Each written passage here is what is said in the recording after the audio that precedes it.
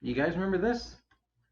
I think we can all agree it was a pretty flawed, but still kind of nice attempt at remaking one of the most iconic morphers of all time. Although it did get better in later iterations. I was pretty content with just having this. So when Hasbro announced they were doing a version for the Lightning collection, I was like, I don't really want it. I'll stick to this and I'll be happy. But down the road, I missed it. I missed the Master Morpher, which I really regret. But it did eventually get re-released up here. So let's eliminate some of that regret. This is a pretty big box. For size comparison, here's this box. I don't have the original box.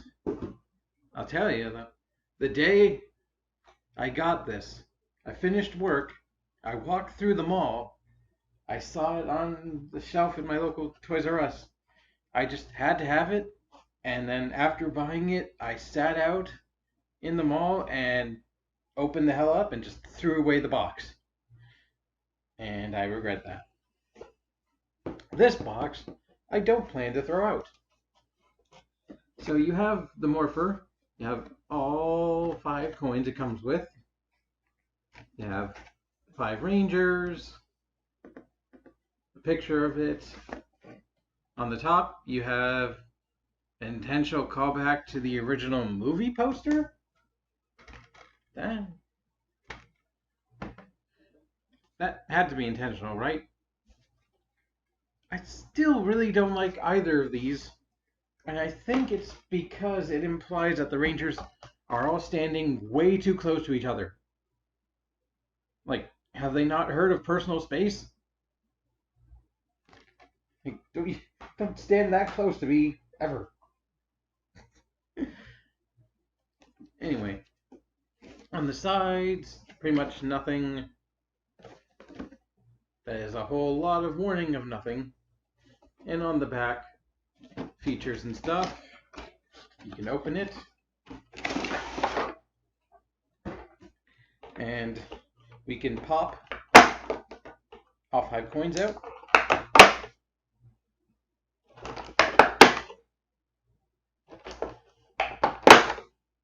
God damn, that's...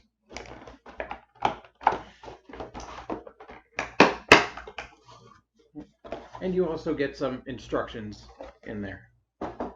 So, let's take a look at the Morpher first. We'll get this out of the way. I've been playing with this for like a week, and I'm still kind of undecided. Like, first off, it's a bit bigger. Or is it?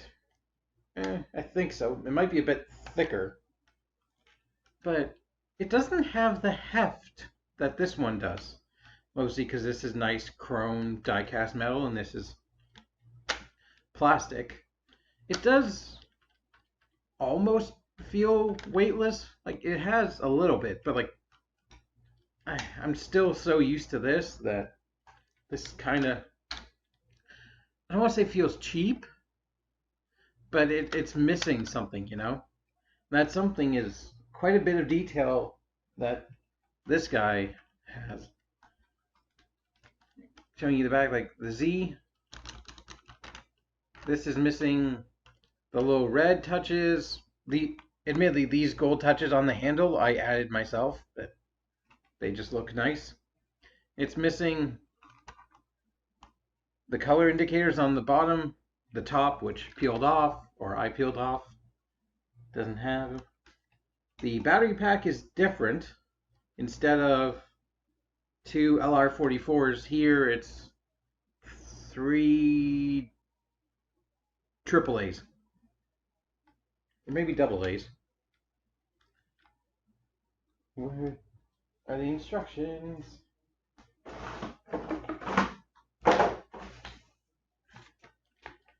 Yep,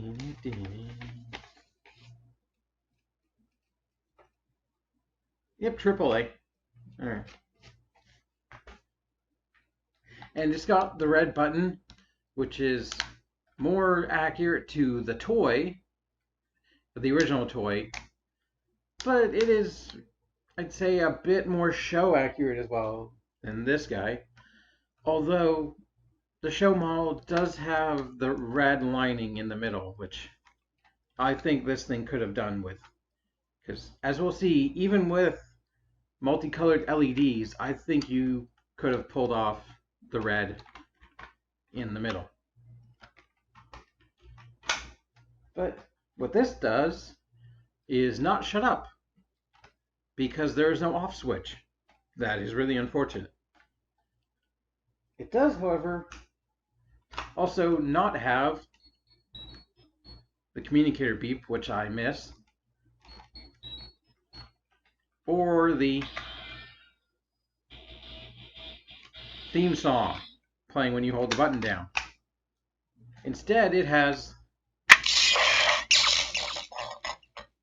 multicolored LEDs and a sound effect for opening and closing.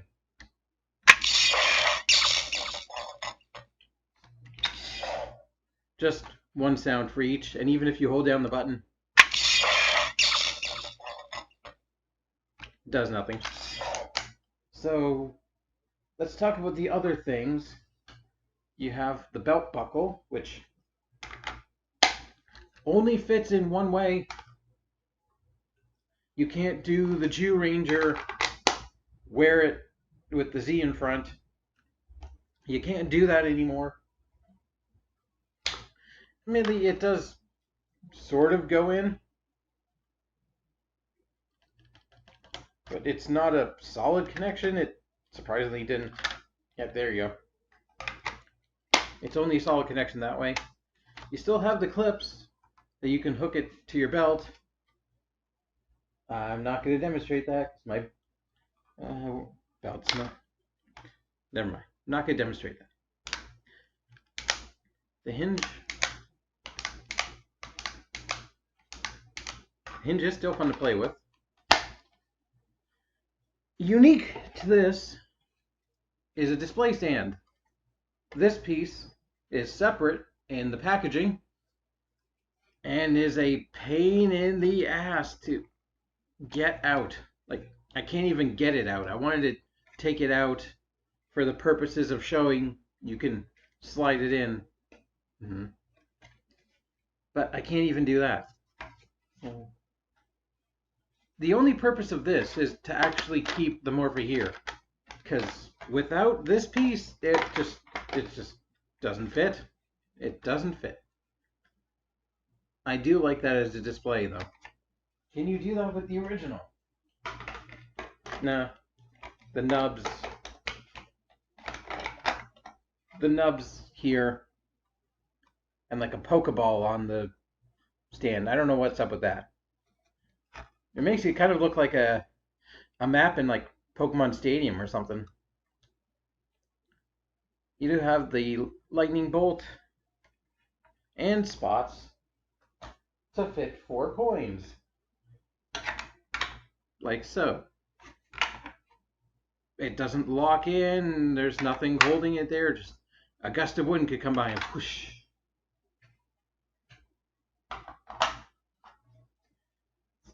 You can display 4 coins.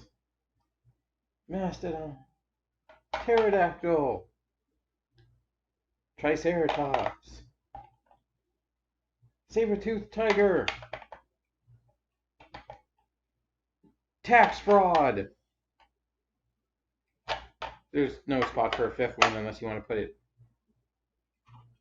there, even there. Nope. Speaking of tax fraud, looking at the coins, they are definitely more show accurate in this very bright gold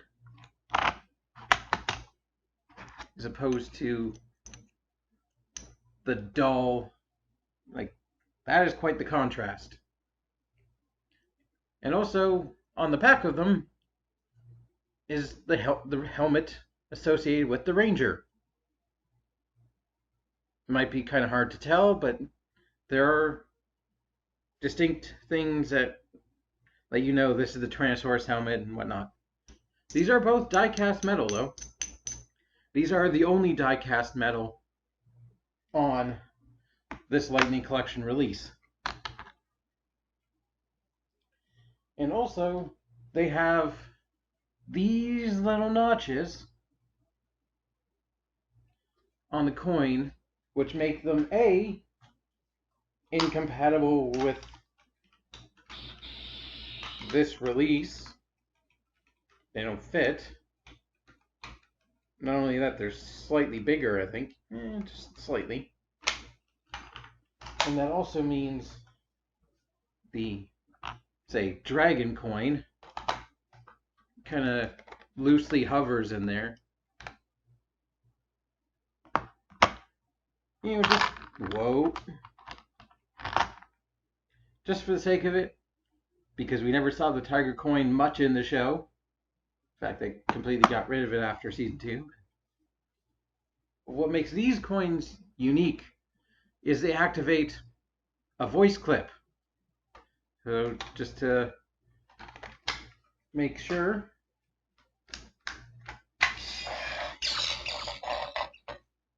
you can see they go in the ring. Put it right there and turn it. Let's do that with the Morpher. That is a weird ass sound. But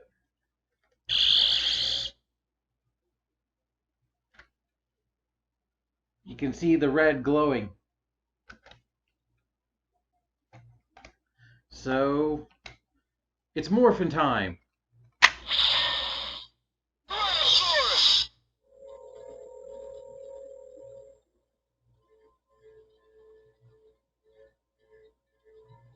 And it will stay that way for quite a bit until you either close it or it'll just shut off on its own. And let's do a sound comparison. Not with this one because I have to hold the button down.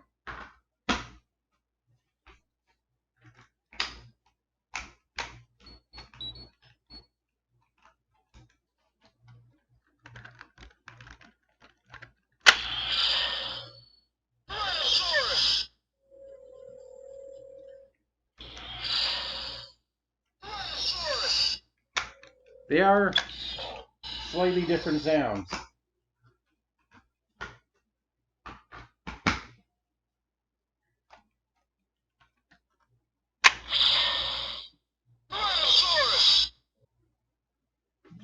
How did that get there? Yeah.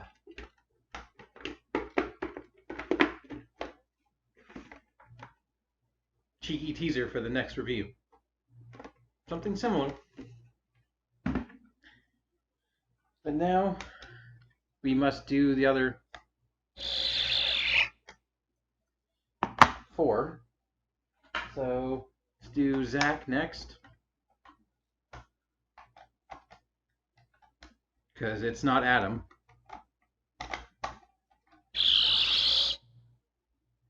You get a purple light.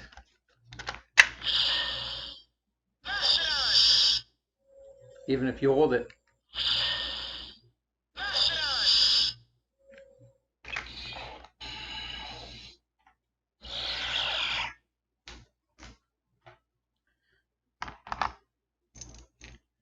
Give you a comparison shot there.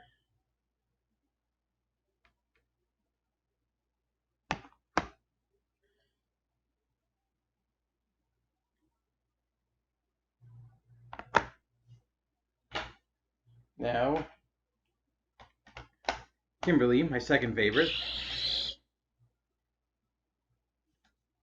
It's glowing pink.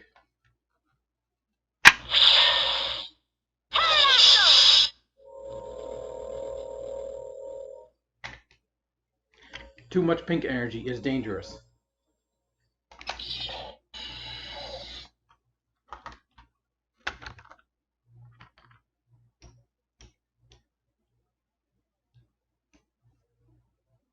go.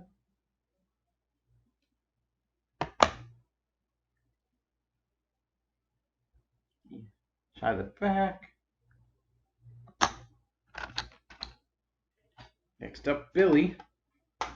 There's only ever going to be one Mighty Morphin Blue Ranger.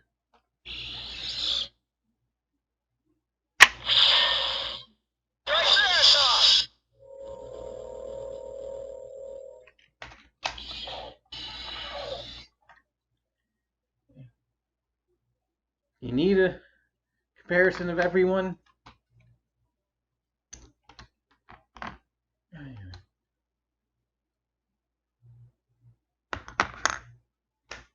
And last but not least, Trini.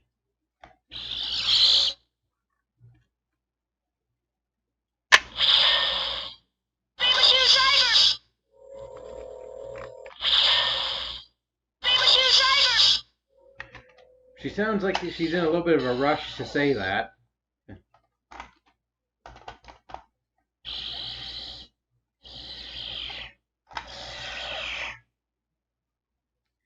That sounds like a noise an alien and Ultraman would make. Like when they don't speak English, they just make noises. Like that sounds like that kind of noise.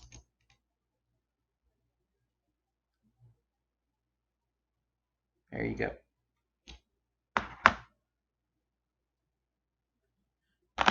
So it is very nice that we actually have the morph call from the actor, probably recorded directly from the show. I do wish they had like maybe 1 or 2 additional lines of dialogue when you play the button. Like Billy would have like more phenomenal, or it's time for molecular transmutation. Zach would have, I'm not a stereotype. He probably wouldn't say that. Like Kimberly would be like, nice stereo, or something about hat hair. I already made the tax fraud joke, so I can't do that again. But I honestly can't remember very many unique lines from Jason throughout all of season 1 and half of season 2. Like maybe him failing Tommy, something. I don't know. And Trini, I don't want to say it'd be something martial arts, like a Aya or something like that. I bring that up because I need the Morphing Master version, and that has dialogue from Tommy for each coin. Like, I need that. But this, if you don't have a Master Morpher, or the Power Morpher in general, you might want to pick this up. They have made a couple versions of this unique to the Pink Ranger and the Yellow Ranger. Neither of those really appeal to me because they're not show accurate. Like, they just changed the color of the rings to match the Associated Ranger. And probably the base color, they probably changed this color. So those aren't show accurate. They're, at best, you could say a reference to the morphers they used in the movie. But that movie's not canon. So, I don't know. They just didn't appeal to me, but I saw this on the shelf and I was like, okay, I need to check it out. And it makes me regret not getting the Master Morpher that much more. I was so close to when it went up that one day, freaking Hasbro Pulse. But shipping and converting from American to Canadian and all that, and I was at work and just couldn't pull the trigger. But I haven't seen the Master Morpher go for under $200 Canadian on eBay, and this was roughly around $80 at my local GameStop. But even then, you might not be able to find one because I'm pretty sure they all sold out in pre-orders. So I don't know. It's more show accurate. It's definitely more toy accurate. I like the things they changed, but I also still like some of the old touches on this, and like this die cast metal is hefty. Like I like looking at the chrome. It looks nice, even though I've dented it to heck and back. It just means I've loved this thing for however many years now. It might be getting up close to a decade. It definitely wasn't 2015, but maybe around there. This was the first Power Morpher I can remember owning. Like, I've had other Morphers. I have shit tons of Common Rider and Super Sentai, even a couple Morphers over there, Changers, but like, it's the Power Morpher. It's like, it's iconic at this point, so it's like, I don't know.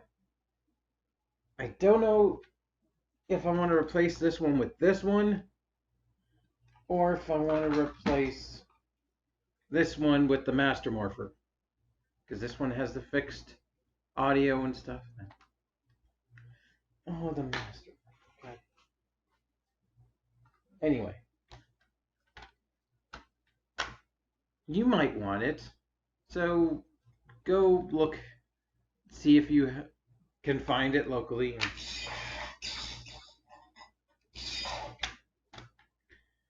And may the power protect you always.